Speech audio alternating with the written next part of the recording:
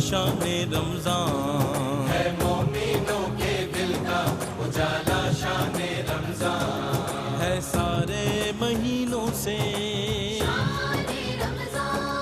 ہے، سارے مہینوں سے نرالا شان رمضان۔ مرج ہو گیا تھا لگے مجھے۔ ویلکم بیک ناظرین، آپ کا خیر مقدم ہے اور پیش خدمت ہے ہماری نعمت افطار کا ایک بہت اہم ترین سیگمنٹ، بزم قرآن۔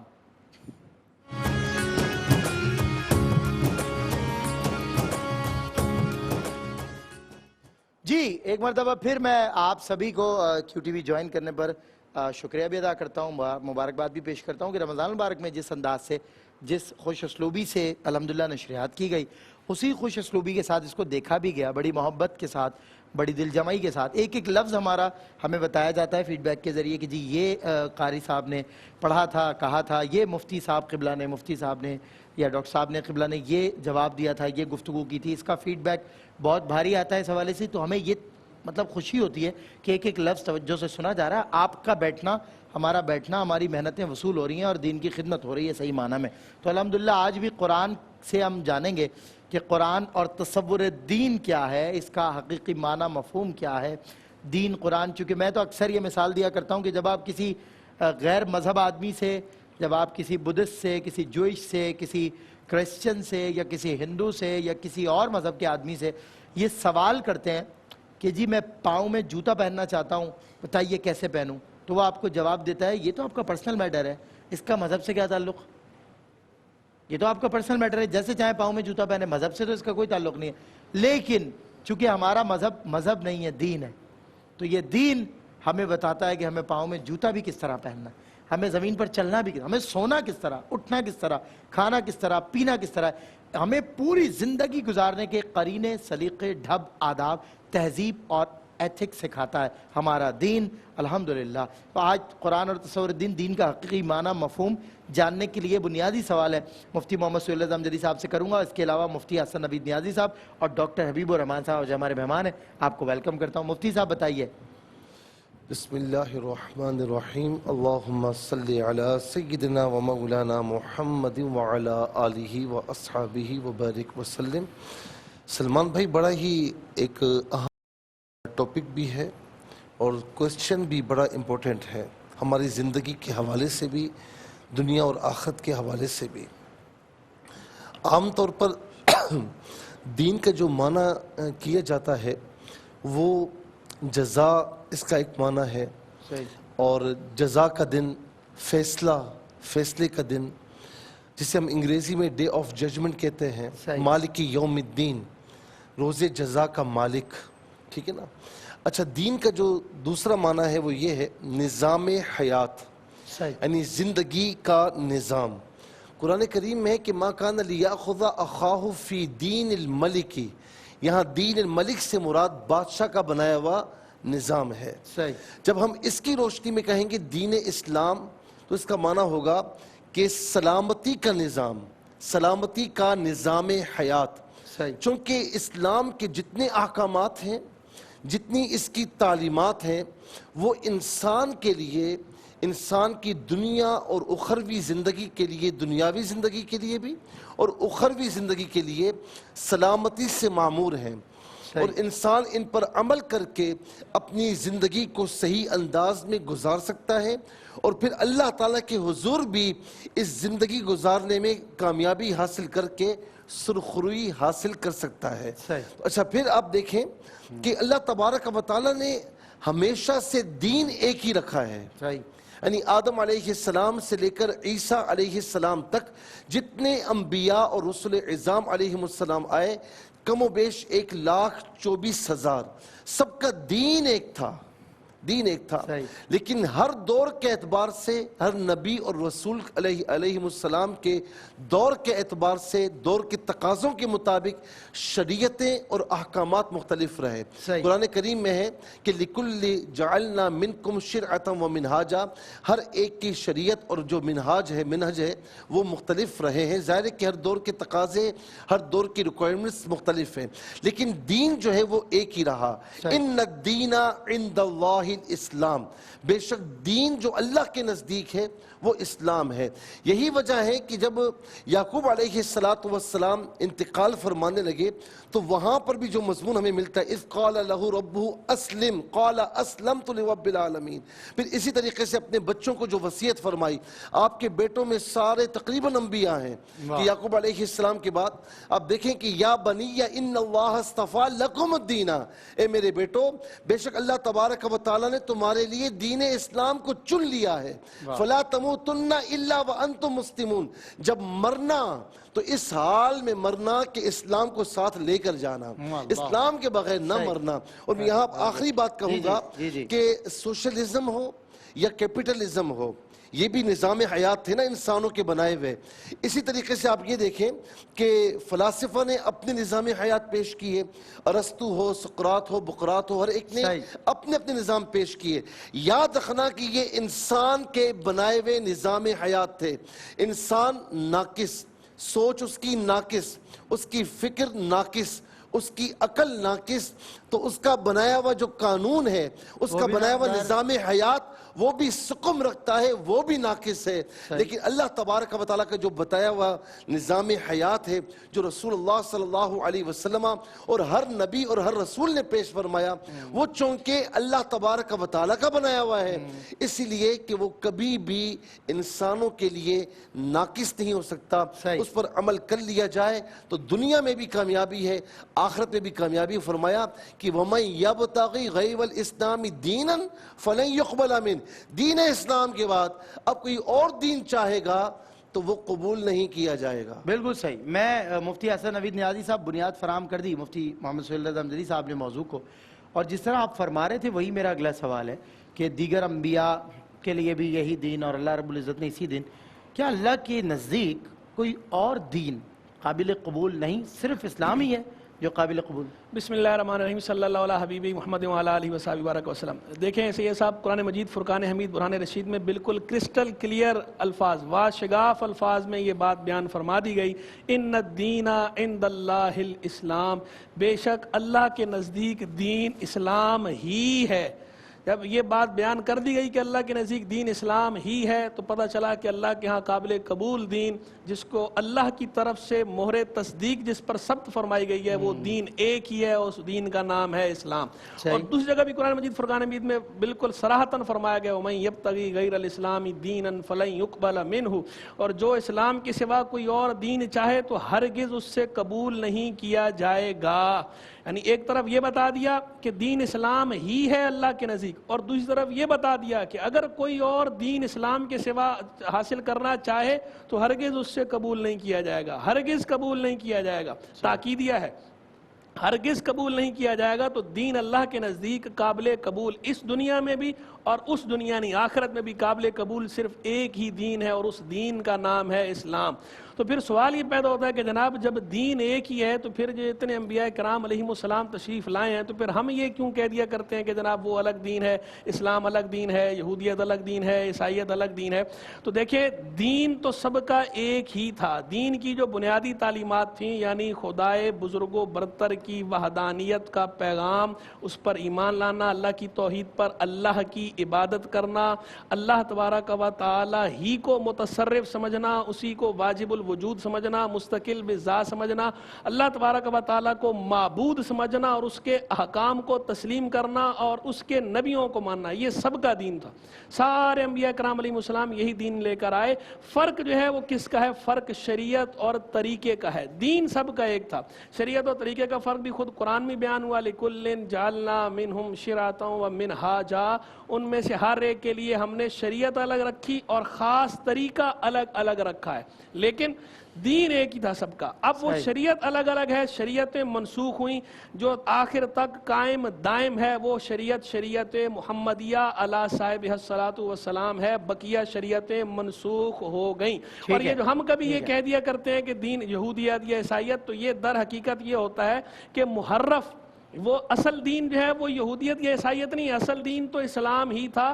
اب تحریف کے بعد جو ہے اس کو یہودیت سے تعبیر کیا جا رہا ہے، تحریف کے بعد اس کو عیسائیت سے تبدیل سے جو ہے وہ تبدیل کرنے کے بعد عیسائیت سے تعبیر کیا جا رہا ہے. باقی یہ الگ بات ہے کہ کبھی کبھی دین کا لفظ شریعت کے معنوں میں بھی استعمال ہوتا ہے. تو جب کبھی یوں کہا جاتا ہے کہ حضور نبی کریم علیہ الصلوۃ والسلام ناسخ الادیان ہیں یا آپ کا دین ناسخ الادیان ہے، اس وقت دین وہاں پر شریعت کے معنی میں ہوتا ہے، یعنی آپ کی شریعت پچھلی شریعتوں کی ناسخ ہے، آپ شریعتوں کو منسوخ کرنے والے ہیں. طریقہ کار الگ الگ، اور وہ انشاءاللہ آگے ہم اس پہ گفتگو بھی کریں گے کہ اس شریعت کے جو خواص ہیں وہ کیا ہیں. ٹھیک ہے، میں 2 کالرز کو شامل کر لیتا ہوں، پھر ڈاکٹر صاحب کی طرف آتا ہوں. جی السلام علیکم. جی السلام علیکم، کیا سوال ہے آپ کا؟ السلام علیکم جناب، میں حاجی فیاض بات کر رہا ہوں سر، قصبہ مڑل سے، ملتان شریف سے. وعلیکم السلام، سوال کیا ہے بھائی؟ میں قاری صاحب سے یہ سوال کرنا چاہ رہا ہوں کہ دین اسلام تو سبحان اللہ یہ ہم سب جانتے ہیں اور ہم مسلمان ہیں جہاں پر، ٹھیک ہے، لیکن اس کے باوجود ایسی کیا وجہ ہے کہ ہمارے مسلمان مسجدوں کا رخ نہیں کر رہے؟ ہمارے مسلمان مسجد ہے، مسجدوں کا رخ نہیں کر رہے. رخ نہیں کر رہے. ٹھیک ہے، 150 گھر کی ہماری بستی ہے جس میں نمازی ہمارے پاس ہوتے ہیں 4 سے 5. اللہ اکبر، استغفر اللہ. چلیں، بہرحال یہ آبادی والوں کے لیے میں سمجھتا ہوں یہ بہت بڑی بد نصیبی ہے ان لوگوں کی کہ وہ مسجد کو آباد نہیں کرتے. بہت ریلیونٹ کوسچن ہے، ریلیونٹ بھی ہے تصور دین کے حوالے سے، بالکل صحیح فرمایا. ایک اور کالر ہے. السلام علیکم. السلام علیکم. السلام علیکم. وعلیکم السلام. جی کیا سوال ہے آپ کا؟ جی میرا سوال ہے کہ اگر نماز پڑھتے ہوئے چھینک آ جائے تو کیا نماز ٹوٹ جائے؟ اچھا، نماز پڑھتے ہوئے اگر چھینک آ جائے تو کیا نماز ٹوٹ جاتی ہے؟ چلیں ڈاکٹر صاحب، قبلہ قرآن مجید کی روشنی میں مجھے دین اسلام کی امپورٹنس، اس کی ویلیوز پر کچھ بتائیے. اللہ رب العزت کیا فرماتا ہے؟ بسم اللہ الرحمن الرحیم، صلی اللہ علیہ وسلم. سب سے پہلے سلمان بھائی، بات یہ ہے کہ جو دین کا عام تصور ہے، جی، کوئی دین کو فکر سمجھتا ہے، کوئی فلسفہ سمجھتا ہے، کوئی اس کو صرف عقیدہ سمجھتا ہے، کسی کی نظر میں صرف اخلاق کا نام دین ہے، کوئی سمجھتا ہے کہ تزکیہ اس کو صرف دین قرار دیا جائے، کسی کی نگاہ میں یہ ہے کہ دین شاید کچھ معمولات کا نام ہے. بعض نے مسجد کے جو مینارے ہیں صرف ان کو دین سمجھا ہے، بعض نے جنازوں میں شرکت کو دین سمجھ لیا ہے، بعض شادی کی رسومات کے موقع پر نکاح خوانی کی جو تقریب ہوتی ہے اس کو صرف دین سمجھتے ہیں، اور بعض کے نزدیک دستار ہے، جبہ ہے، ٹوپی ہے، داڑھی ہے، جو ہماری علامات ہیں شاید وہی دین ہے. بالکل صحیح. لیکن قرآن جو ہے بنیادی طور پر دین کو انسانوں کے لیے اور بالخصوص مسلمانوں کے لیے بطور فلسفہ زندگی کے پیش کرتا ہے، اور وہ بھی اسلام کو ایسے فلسفہ زندگی کے طور پر کہ جس کے بعد اب مزید کسی دین کی، فکر کی یا فلسفے کی کوئی گنجائش نہیں.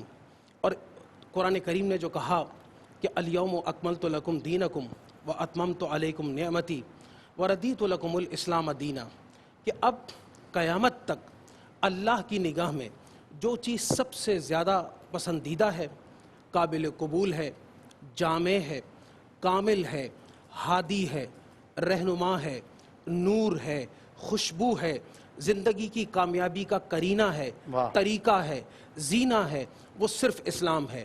آپ آج 21ویں صدی میں رہ کر کے ہو سکتا ہے ماڈرنزم اور پھر پوسٹ ماڈرنزم اور اس کے علاوہ سیکولرزم، لبرلزم اور اس طرح کی دوسری جو آدرشیں ہیں، دوسرے فلسفے ہیں، ان کو پڑھ کر کے یا ان کے کسی مخصوص جہت کی طرف جا کر کے متاثر ہو جائیں کہ یہ تو بہت اعلیٰ کوئی فلسفہ زندگی ہے. تو ایسا کچھ نہیں ہے، بلکہ آج جو مذہب انسانیت کے نام سے ایک نیا فساد شروع ہو گیا ہے، تو یہ بھی بنیادی طور پر اسلام کی تعلیمات کا صرف ایک چھوٹا سا جز ہے. تو اسلام اس لیے ایک کامل دین ہے جس کی اتباع اگر ہم کریں تو دنیا میں بھی اور آخرت میں بھی کامیابی ہے انشاءاللہ تعالی. بہت خوب.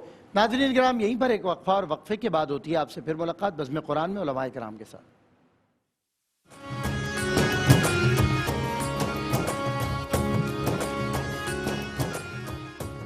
خوش آمدید ناظرین، آپ کا خیر مقدم ہے. لائیو ٹیلی فون کالز بھی لیں گے اور ساتھ ساتھ ہم لے لیتے ہیں کیونکہ سوالات جمع ہو جاتے ہیں، لیکن ایک ٹاپک پہ بھی ابھی بات کریں گے علماء کرام سے. جی کالر ہے ہمارے ساتھ. السلام علیکم. وعلیکم السلام محترم، یہ ساری ٹیم کو بہت بہت مبارک. آپ کو بھی مبارک، رمضان کی مبارکباد دے رہے ہیں. تو سر کو ڈام کر رکھے پوری ٹیم کے لیے گزارش. جزاک اللہ. بالکل. اچھا بات سنیں، جی جی میں ویسے ایک سوال ہے آپ سے. کہیں ایسا تو نہیں ہوگا کہ کبھی آپ مجھے طواف کے دوران بھی تلقین کر دیں سر ڈھانپنے کی؟ نہیں نہیں محترم، ایسی بات نہیں. آپ ایسے بھی سید بات، آپ کا احترام. بھائی سر بالکل ڈھانپا جاتا ہے اور ڈھانپ کے ہی رکھتے ہیں. بس پروگرام میں بعض اوقات ایسا ہوتا ہے کہ یہ ہمارے جو ٹیلی ویژن پروگرامز ہیں نا، ان میں ہمیں چھوٹی سی رعایت دے دیں. ہم اپنی عبادات کے وقت اس کو پابندی کرتے ہیں. جزاک اللہ. چھوٹی سی رعایت دے دیں، اس میں کوئی شرعی گرفت یا قباحت نہیں ہے. آپ کی مہربانی. ایک اور کالر ہمارے ساتھ ہیں. السلام علیکم. وعلیکم السلام. سر جی میرا سوال یہ ہے کہ میں خواب میں اپنوں کی موت دیکھتا ہوں اور سانپ بھی مجھے نظر آتے ہیں. اپنوں کی کیا کہہ رہے ہیں؟ موت دیکھتے ہیں اپنوں کی اور سانپ نظر آتے ہیں. سانپ نظر آتے ہیں. دوسرا یہ میرا سوال ہے، کیا نام ہے، یہ چاندی ہے سون میرے پاس 250 تولہ ہے، اس کے اوپر زکوٰۃ دینا جائز ہے؟ آپ کا اکاؤنٹ ہے؟ نہیں ہے، گھر میں دینا ہے وائف نے. کس پر زکوٰۃ؟ آپ نے کچھ کہا نہیں، مطلب سمجھ نہیں آئی آپ کی بات. اگر آپ میں کہہ رہا ہوں، میں خواب میں دیکھتا ہوں اپنوں کی موت نظر آتی ہے. بھائی وہ سن لیا. زکوٰۃ والا سوال بتائیں. زکوٰۃ والا سونا میرے پاس 250 تولہ ہے، اس کے اوپر زکوٰۃ دینا چاہیے. 2.5 تولہ اور رقم وغیرہ ہے؟ اور رقم ہے. اس کے علاوہ کچھ جمع ہے پیسے؟ 50,000 روپے بھی ہے. 50,000 ہیں اور 2.5 تولہ سونا. ٹھیک ہے، بتائیں گے انشاءاللہ. ایک اور کالر ہمارے ساتھ ہیں. السلام علیکم. وعلیکم السلام. جناب کیا سوال ہے آپ؟ سوال یہ ہے کہ امام مسجد صاحب کی عمر ہے تقریباً 50 سال. اچھا. وہ داڑھی کو کالا رنگ کرتے ہیں، کیا ان کے پیچھے ہم 5 وقت کی نماز پڑھ سکتے ہیں؟ ٹھیک ہے. اچھا ٹھیک ہے. کالا رنگ داڑھی کو امام صاحب کرتے ہیں نماز. ٹھیک ہے. ایک اور کالر ہمارے ساتھ ہیں. السلام علیکم ورحمۃ اللہ. جی وعلیکم السلام سر جی، میں یو اے سے بات کر رہا ہوں. میں نے قرض کے بارے میں ایک سوال کرنا ہے. جی پوچھیے. چلیے لوگ عموماً آپ کو پتا ہوگا قرض واپس نہیں کرتے لے کے، اور یہ کافی دفعہ میرے ساتھ ایکسپیرینس ہو چکا ہے. مجھے بالکل پتا ہے. اور میں تو یہ ہے کہ پیسے ہوں اور ہم اس کو نہ کر دیں یا ان کو نہ دیں، جھوٹ بول کے یا نہیں ہے، یا تو ایسا کرنا مطلب اس میں کیا جھوٹ میں آتا ہے یا نہیں؟ نہیں کہنے کا مقصد ہاں ٹھیک ہے. ویسے کہنے کا مقصد ہے کسی کو لے دے کے ایک بار آزما لیں تو پھر اس کے بعد ظاہر ہے دوبارہ کنارہ. سیدھی بات ہے بھائی، تم پیسے نہیں دیتے. اور یہ میں ایک اور کالر ہے ہمارے ساتھ. ویسے شرعی طور پہ آپ کی رہنمائی انشاءاللہ مفتی محمد صلی اللہ علیہ صاحب کریں گے. میں چونکہ خود بھی اس ایکسپیرینس سے گزر رہا ہوں اور وہ ہم سب گزرے ہیں. ہاں مفتی صاحب اصل میں جب وہ زخموں پر کوئی آ کے ذرا سا وہ ہو جائے نا تو نہیں، آپ دل ملول نہ فرمائیں. رمضان کی برکت ملے گی انشاءاللہ برکت ملے گی اور پیسے واپس آ جائیں گے. چلیں ایک اور کالر ہمارے ساتھ ہیں. السلام علیکم ورحمۃ اللہ. وعلیکم السلام. السلام علیکم بھائی. جی وعلیکم السلام. کیا سوال ہے آپ کا؟ جی بھائی سید گل بات کر رہے ہیں. جی بول رہا ہوں.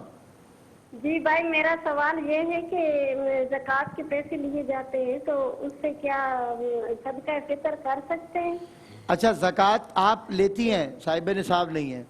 جی جی. اس میں سے فطرانہ نکال سکتے ہیں یا نہیں، یہ کہہ رہی ہیں؟ ٹھیک ہے چلیں بتاتے ہیں انشاءاللہ. جی السلام علیکم. وعلیکم السلام. جی کیا سوال؟ میرے پاس 5 تولہ کے قریب سونا ہے. سمجھ نہیں آ رہا. پونے کتنے تولہ سونا؟ 2.25 لاکھ کے قریب سونا ہے. ہیلو چلیں ایک اور کالر. السلام علیکم. وعلیکم السلام. کیا سوال؟ بھائی میرا سوال ہے اور مجھے پراپر طریقے سے آپ نے اچھی طریقے سے جواب دینا ہے. اچھا چلیں بتائیے. بھائی سوال میرا یہ ہے کہ میری والدہ وفات پا گئی تھی. صحیح. اور وہ میرے پاس ہی رہتی تھی. مطلب وہ 10-15 سال سے میری اس میں تھی، اسٹڈی میں تھی. صحیح. تو میری 3 بہنیں ہیں اور 1 بھائی ہے. ٹھیک ہے. والدہ کے مرنے کے بعد جو پینشن تھی وہ میں نے اپنی چھوٹی بہن تھی ان کے نام کروا دی. صحیح ہے. اب وہ جو اماؤنٹ آئی ہے اس نے غلط بیانی کی ہے. اس نے ایک بہن کو 50,000 دے دیا اور ایک بھائی کو بس 10,000 دے کے اور کہا میرے پاس کچھ نہیں ہے. اچھا. اور یہ پینشن اماؤنٹ کی آپ پینشن اماؤنٹ کی بات کرتی ہیں یا پروویڈنٹ فنڈ کی؟ پینشن اماؤنٹ کی جو منتھلی آتی ہے ان کے پاس، منتھلی آتی ہے وہ. منتھلی آتی تھی نا ان کے پاس. صحیح. میرے والد محترم کی تھی نا. ٹھیک ہے ٹھیک ہے ٹھیک ہے. عرصے سے آ رہی تھی ان کے پاس. ٹھیک ہے. हेलो, थोड़ी रकम आई है ना, ठीक है, और वो मेरे इल्म में है, और मैंने आपसे कल सवाल किया था, आपने कहा सब में तकसीम करनी होगी। जी जी। तो आया जो उससे पूरे सबको नहीं दिए तो उसका क्या होगा? वो यानी कि ये सवाल पहले हुआ था कि मेरी वालदा की वफात के बाद जो पेंशन आती थी ना अम्मी के नाम, वो मैंने छोटी बहन के नाम करा दी थी। आपने फरमाया था कि सारे बहन भाइयों में तकसीम होगी, तो ये जो तकसीम नहीं कर रही उसमें ईमानदारी से काम नहीं ले रही, किसी को 10 दे दिए, एक को 50 दे दिया और कहा अब मेरे पास नहीं है, तो इस हवाले से क्या आप इरशाद फरमाएंगे? ठीक है, आप यही सुनना चाहती है ना? जी जी जी यही। चलो ठीक है, जो बकाया पैसे हैं वो मुझे भी उसी तरह तकसीम करने होंगे? बकाया पैसे भी 70,000 हैं। बिल्कुल ठीक है। जो बकाया पैसे कौन से? मतलब जो वो नहीं दे रही है और उसके पास हैं, जो वो नहीं बांट रही ईमानदारी से। ठीक है ठीक है, ये पूछ रही हैं। अच्छा जी, मुफ्ती साहब ज़रा इस तरफ आइए। आज तसव्वुर दीन के हवाले से बात हो रही है ना, तो दीन इस्लाम की जो बुनियादी तालीमात हैं मुफ्ती साहब, जो हमारे फंडामेंटल एलिमेंट्स हैं, बुनियादी तालीमात, वो इरशाद फरमाएं ज़रा क्या इस हवाले से? मैं इसमें ये बात अर्ज़ करूँ कि जिस तरह पहले भी ये बात ज़िक्र हुई है कि ये दीन इस्लाम जो है ना, इसमें तमाम बुनियादी तालीमात शामिल हैं इसमें। अच्छा, वो तालीमात कौन कौन सी हैं जो तमाम अम्बिया और रसूल इज़ाम अलैहिमुस्सलाम ने पेश फरमाई हैं? उनमें से ज़ाहिर की तौहीद है, जिससे हम अकीदा भी कहते हैं, नज़रिया भी कहते हैं। इसी तरीके से इबादात और आमाल सालिहा हैं, और हिसाब व किताब और तसव्वुर आखरत का होना है। फिर इसके साथ जज़ा और सज़ा, जन्नत और दोज़ख पर यकीन रखना है। ये वो सलमान भाई बुनियादी अकायद हैं जो दीन के हवाले से, जो दीन में शामिल भी हैं, और इस हवाले से इन पर एतकाद रखना ज़रूरी भी है। अच्छा, अब हम थोड़ा सा आगे आएँ कि जब हम तौहीद की बात करते हैं, इस्लाम वो दीन है कि जो हमें एक रब ताला पर बिलीव करने का हुक्म भी देता है और उसके साथ उसकी इबादत का भी हुक्म देता है। और इस्लाम, दीन इस्लाम, जब किसी कोई बंदा अल्लाह ताला के साथ किसी और को शरीक करे, किसी और के आगे झुके, तो दीन इस्लाम ये पसंद नहीं करता। वो एक रब ताला के हुजूर झुकने का और इबादत का हुक्म देता है, और किसी और के सामने झुका जाए, किसी और की खुदा न खास्ता इबादत की जाए, तो दीन इस्लाम फिर उससे शिर्क से ताबीर करता है। यानी जहाँ पर रब ताला की बात है तो इलाहुकुम इलाहु वाहिद, तुम्हारा इलाह एक अल्लाह है, इसके सिवा कोई नहीं। और जहाँ शिर्क की बात आ जाए तो सुब्हानल्लाहि अम्मा युशरिकून, अल्लाह ताला पाक है इससे कि जो ये उसके साथ शरीक ठहराते हैं। अच्छा, इसके बाद बात आ जाए यानी इस पर जज़ा और सज़ा पर, जन्नत और दोज़ख पर यकीन। अच्छा, इसमें आप देखें कि अल्लाह तबारक व तआला ने जो दीन इस्लाम हमें अता फरमाया ना, तो इसमें जहाँ पर जज़ा और सज़ा की बात है, जन्नत दोज़ख की बात है, तो जो अच्छे अमाल करेगा अल्लाह तबारक व तआला उसकी जज़ा अता फरमाएगा और उसकी जज़ा में जन्नत अता फरमाएगा। जो बुरे अमाल करेगा तो अल्लाह तबारक व तआला उसकी सज़ा अता फरमाएगा और उसकी सज़ा में फिर जहन्नम का अजाब है, जहन्नम का अजाब है। अल्लाह तबारक व तआला चाहे माफ़ फरमा दे, लेकिन आम तौर पर कानून ये है। अच्छा, ये भी हो सकता है कि बाज़ औक़ात कोई नेकी करता रहे और उसे दुनिया में उसका अजर ना मिले, लेकिन इस्लाम की वजह से मुसलमान का अकीदा ये होता है कि दुनिया में ना सही, लेकिन आखिरत पर मुझे यकीन है, बिल्कुल आखिरत में इसका अजर मुझे ज़रूर मिलेगा, अल्लाह तबारक व तआला ज़रूर अता फरमाएगा। लेकिन इसके बरक्स जो दीन इस्लाम पर बिलीव नहीं रखता, रोज़े आखिरत पर बिलीव नहीं है, तो वो दुनिया के लिए सारा कुछ करता है और दुनिया में ही उससे हासिल होता है, आखिरत में उसका कोई हिस्सा नहीं होता। कुरान करीम में है, मन काना युरीदुल हयात दुनिया वज़ीनतान वफ़ी इलैहिम अमालहुम वहुम फ़ीहा ला युख़सून। जो दुनिया चाहता है उसे दुनिया मिल जाती है, उसमें कोई कमी नहीं की जाती, लेकिन आखिरत में उसका कोई हिस्सा नहीं होता। और आखिरी बात ये कहूँगा कि दुनिया और आखिरत के हवाले से इंसान तवाज़ुन बरकरार रखे। ये नहीं कि आखिरत के पीछे जाए तो दुनिया को छोड़ दे, रहबानियत इख्तियार करे, ये भी सही नहीं है। और ये भी सही नहीं है कि दुनिया के पीछे जाए, आखिरत को छोड़ दे। दीन इस्लाम एतदाल वाला दीन है, ये हमें दुनिया में रहते हुए सारे कारोबार کاروبار سارے کام کرتے ہوئے ہمیں اللہ تعالیٰ اور اس کے رسول کی خوشنودی کا حکم دیتا ہے. اور بالکل آخر بات، چاہے آپ کے نفس کی بات ہو، چاہے گھر کی بات ہو، چاہے انفرادی اجتماعی بات ہو، چاہے حکمرانوں کے حوالے سے بات ہو، یاد رکھیں کہ کسی کی مرضی نہیں چلتی. ان الحکم الا للہ، مرضی اور حکم چلتا ہے تو وہ اللہ کا ہے. کیا بات، بہت خوب.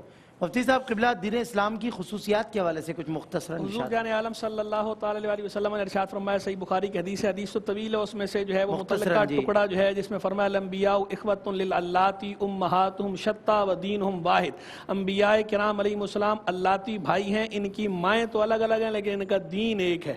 سب کا دین ایک ہی ہے اسلام، جیسا کہ پہلے بتایا، لیکن شریعتیں الگ الگ ہیں. قرآن مجید فرقان حمید میں فرمایا لِكُلٍّ جَعَلْنَا مِنْكُمْ شِرْعَةً وَمِنْهَاجًا، تم میں سے ہر فریق کے لیے ہم نے الگ شریعت اور الگ طریقہ رکھا ہے.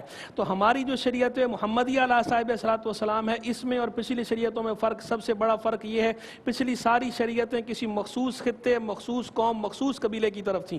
ہمارے نبی کریم صلی اللہ علیہ وسلم کی شریعت جو ہے وہ تمام عالم کے لیے ہے اور قیامت تک کے لیے ہے. یعنی یہ زمان و مکان سے ماورا ہے، beyond the time and space جو کہا جاتا ہے، یعنی آگے تک جو ہے اٹرنل ہے، ہمیشہ رہنے والی شریعت ہے، تمام قبائل، تمام خطے، تمام لوگ، ہر قسم کے لوگوں کے لیے. اسی لیے اس کے اندر آسانی رکھی گئی ہے، سب کی رعایتیں رکھی گئی ہیں.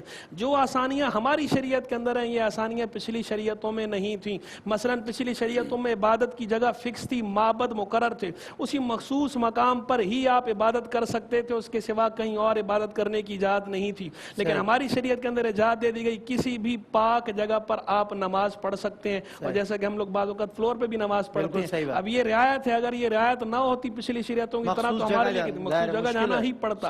اسی طرح جو ہے وہ وضو جو ہے، وضو اور غسل جو ہے، ہمیں تیمم کی اجازت دی گئی، پاک مٹی سے طہارت ہمارے لیے جائز قرار دی گئی، پچھلی شریعتوں کے لیے یہ نہیں تھا. قربانی کا گوشت پچھلی شریعتوں کو استعمال کرنے کی اجازت نہیں تھی، آگ آسمان سے آتی تھی وہ کھا لیتی تھی، وہ خود استعمال نہیں کر سکتے تھے. ہماری شریعت کے اندر ہمیں یہ رخصت عطا فرمائی گئی کہ جو قربانی ہم کرتے ہیں وہ گوشت ہم اللہ کی راہ میں بھی دیتے ہیں اور وہ ہم خود بھی استعمال کر سکتے ہیں. یہ ہمیں سہولت ہے. اور اجر جو ہے پچھلی شریعتوں کے اندر عمل زیادہ تھا اور اجر اس کے مطابق تھا. ہماری شریعتوں میں ہمیں تھوڑے عمل پہ اجر زیادہ دیا گیا ہے. حدیث کے اندر فرمایا نا، ظہر اور عصر کا وقت، کچھ پچھلوں کا وقت جو ہے وہ فجر اور ظہر والا، کسی کا ظہر اور عصر والا، اور ہمارا جو وقت ہے یہ وقت عصر سے لے کر مغرب والا. اور عمل یعنی تھوڑا ہی ہوگا اس کے اندر، لیکن اجر جو ہے ان کے مقابلے میں 2 گنا ہے. 2 کی رات، ان کو 1 کی رات ہے، یہود کو، عیسائیوں کو، نصارہ کو، ہمیں 2 کی یعنی دگنا. کم وقت کے اندر کم عمل پر، کم عبادت پر ہمیں اجر بھی زیادہ مل رہا ہے. تو ہماری شریعت مطہرہ جو ہے وہ ہر اعتبار سے اس کے اندر آسانی بھی زیادہ ہے، اس کے اندر اجر بھی زیادہ ہے، اس کا گھیرا بھی وسیع ہے، دائرہ بھی اس کا بڑا ہے، بہت اس کا ہیوج دائرہ ہے، سرکل اس کا اتنا بڑا، اس کے اندر سارے اس دائرے کے اندر آئے ہوئے ہیں. ماشاءاللہ. میں ڈاکٹر صاحب قبلہ اسلام اور مسلمانی کے تقاضے آپ سے جاننا چاہتا ہوں. اسلام کی کیا ریکوائرمنٹس ہیں ہم سے مسلمان ہونے کی؟ دنیا کا ہر سچا قانون چاہتا ہے کہ اس کا نفاذ کیا جائے، اور نفاذ بھی ایسا ہو کہ ورڈ کے ساتھ بھی ہو اور اسپرٹ کے ساتھ بھی ہو.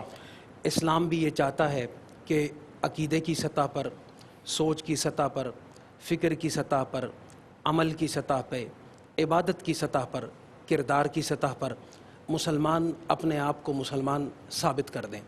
اور اس سے بھی بڑھ کر کے جس چیز کو انہوں نے سچ جانا ہے، اس سچ کی گواہی کو لے کر کے اٹھیں اور روئے زمین کے ہر انسان تک پہنچا دیں.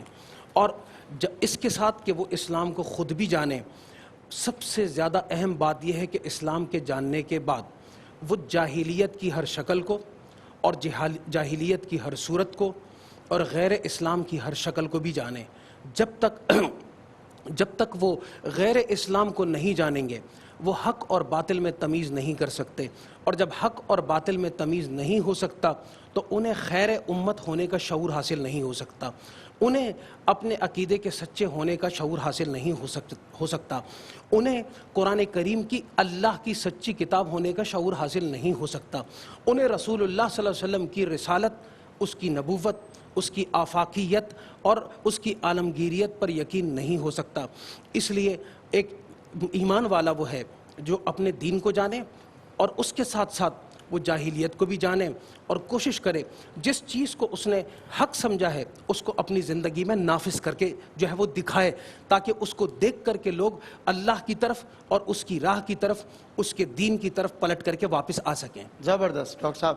میں ناظرین کرام یہیں پر ایک وقفہ، اور وقفہ اذان عصر کا ہے۔